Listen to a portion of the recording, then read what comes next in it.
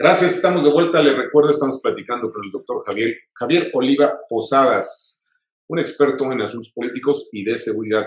Doctor, precisamente este segundo bloque estaba dedicado a esto que usted comentó hace un rato y le doy algún dato para arrancar el tema.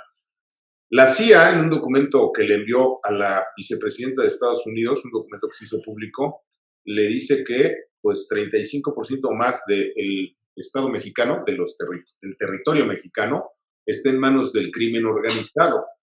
Esto lo compartió también el Departamento de Estado en Estados Unidos. Y la pregunta es, bueno, pues sabemos que los narcotraficantes y los grupos criminales votan, curiosamente, en donde están algunos de los más importantes asientos del crimen organizado. Morena es hegemónico. ¿Curiosidad, casualidad o de qué se trata? Hay que señalar que ese dato ya, la primera persona que lo dio, Ricardo, fue en una conferencia de prensa, el jefe del Comando Norte, el general von Clerk, teniendo a un lado al jefe del Comando Sur, en donde presentaron la estrategia de este Comando Norte que abarca desde México hasta Alaska, la política militar y de defensa y seguridad. Y ahí fue donde este general anunció que entre el 30 y el 35%, en efecto, del territorio lo controlaban los grupos criminales. Días después, en una conferencia, en una asociación que tienen los diplomáticos estadounidenses, se llama la Asociación de Embajadores y Exembajadores de Estados Unidos, Christian Landau subió el porcentaje del 35 al 40%. Que, por cierto ninguna autoridad civil le respondió desde México, pero bueno, ese sería motivo de otro comentario. Indudablemente que la presencia de las organizaciones criminales, yo utilizo un término que me parece muy afortunado de este líder histórico del Frente Farabundo Martí de Liberación Nacional, hoy nacionalizado británico y consultor para negociación de conflictos armados, que es Joaquín Villalobos. El término que él utiliza es la captura criminal del Estado. Es decir, a los criminales no les interesa gobernar, lo que les interesa es controlar. Exacto. Entonces, en esos términos, no les importa tanto poner o quitar candidatos, aunque todavía en la víspera en Veracruz a un candidato municipal en Veracruz se metieron a su casa y lo asesinaron. No les importa tanto poner propiamente a la autoridad, sino ocupar los cargos donde se pueda lavar dinero, ¿no? La oficina del catastro, el cobro de agua, licencias de obras, de negocios, ¿no? En fin, acceso a la distribución de los programas sociales en algunos casos.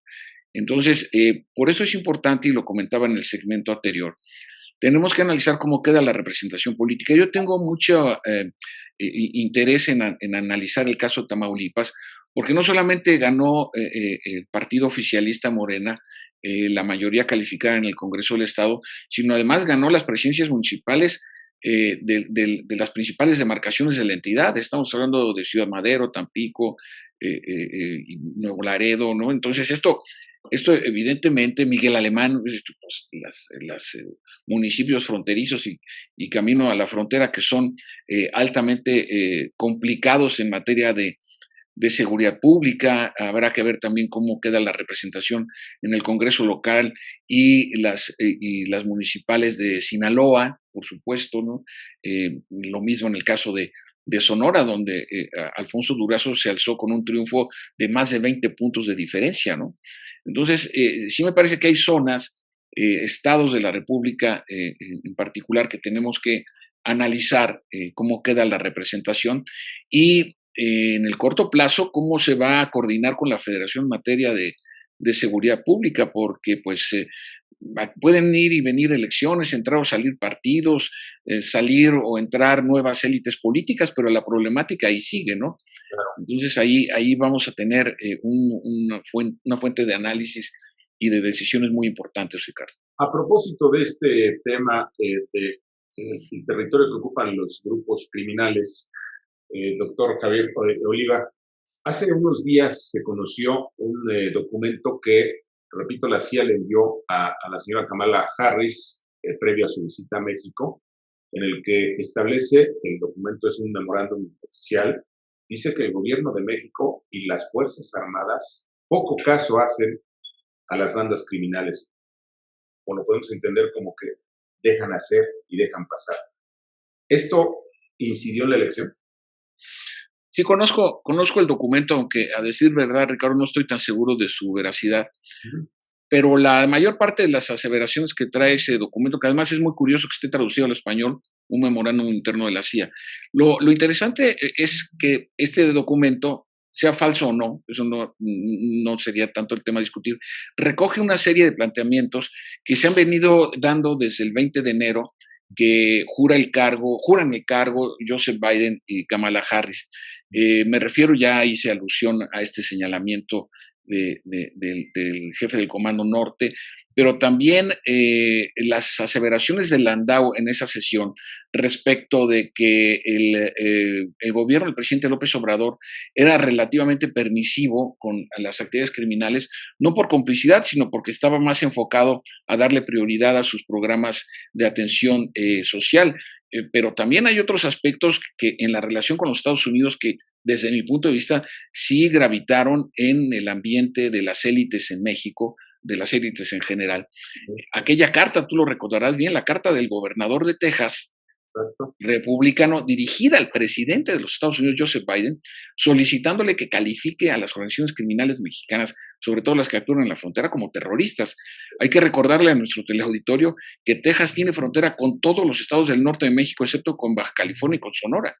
Pero de ahí en fuera, todo lo que es de Chihuahua hasta la costa del Golfo de México, Texas tiene frontera. Entonces, esto en términos de análisis geopolítico, lo cual tú sabes bastante, esto en condiciones de análisis geopolítico, la pura propensión a solicitarle esto a la Casa Blanca, pues denota una preocupación de uno de los dos estados, junto con California, más importantes de los Estados Unidos. Claro.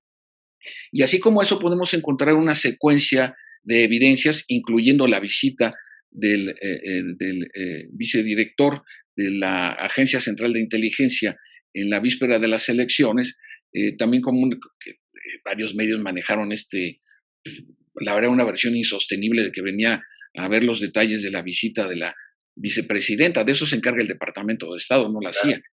Entonces, ¿A qué ¿no? viene la CIA y a qué viene Kamala en términos concretos? Uno antes de la elección y la otra un día después de la elección. Bueno, la visita después de las elecciones tiene un mensaje muy relevante porque denota en estos términos una cierta disposición a que se construya una relación de confianza que no ha comenzado del todo bien. Recordemos que nuestra embajadora Bárcenas en aquel momento, hoy retirada como embajadora emérita, renunció por las discrepancias con el secretario de Relaciones Exteriores porque el presidente López Obrador no estuvo anuente a llamarle a Joseph Biden, sino hasta que el Congreso ratificara su triunfo, ¿no? Entonces, sí hay de origen cierta rispidez o desencuentros con la Casa Blanca y aquí estaría lanzándose un puente, una oportunidad en el sentido que, bueno, pues vamos a México un día después de la selección. ¿Qué puede pasar? No puede pasar nada, ¿no? En términos institucionales, como afortunadamente estamos viendo que está así. Incluso a mí me pareció apropiada la actitud del presidente tanto el día de las elecciones como en su entrevista matutina, porque al salir de votar simplemente lanzó un viva la democracia y en la grabación de ese proprie se ve, Ricardo, cómo se va a acercar un asistente con lo que antes era el Estado Mayor presidencial, con un atril y un micrófono, y el presidente, en una actitud que me parece reconocible, se abstuvo de enviar cualquier mensaje. Ese fue un buen detalle. Por último, en un minuto, doctor Oliva, ¿qué significó que en el periodo electoral 800 eventos violentos y casi un centenar de políticos muertos, 30 y pico de ellos candidatos? ¿Esto es un antes y un después? Esto es muy grave. Para mí es la peor noticia de todo el proceso electoral. Y luego viene el nivel de abstencionismo pasivo. Serían las dos peores noticias del proceso electoral. Porque no podemos darle carta de naturalización a la violencia electoral, como diciendo, bueno, es una cuota que se va a pagar. Hoy es que fue menos violento que en el 2018. Bueno, claro, ayer eran elecciones presidenciales, ¿no? Y entonces la dinámica y concurrentes con otras locales, por supuesto, además de la renovación del Congreso de la Unión.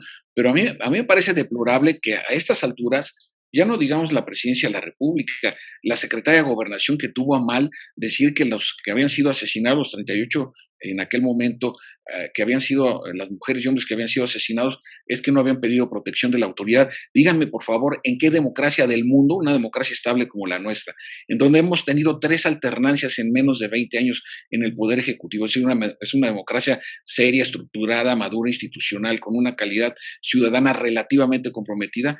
¿Cómo se atreven a decir eso?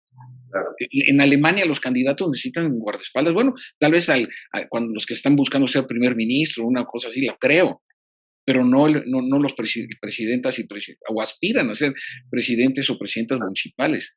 Entonces la violencia no puede ser variable de análisis político, Ricardo, Claro. ni aquí ni en ninguna parte en procesos electorales. Doctor Javier Oliva Posada, le aprecio, le agradezco, se nos terminó el tiempo y ojalá en otro momento podamos seguir platicando. Caray, Ricardo, se fue muy rápido. Muchísimas gracias. Muchísimas gracias por la hospitalidad. Espero que haya sido del agrado nuestro teleauditorio. Claro que sí, lo buscamos pronto. Gracias, doctor. Gracias. ¿Qué le parece una estupenda conversación? No se vaya, tenemos más.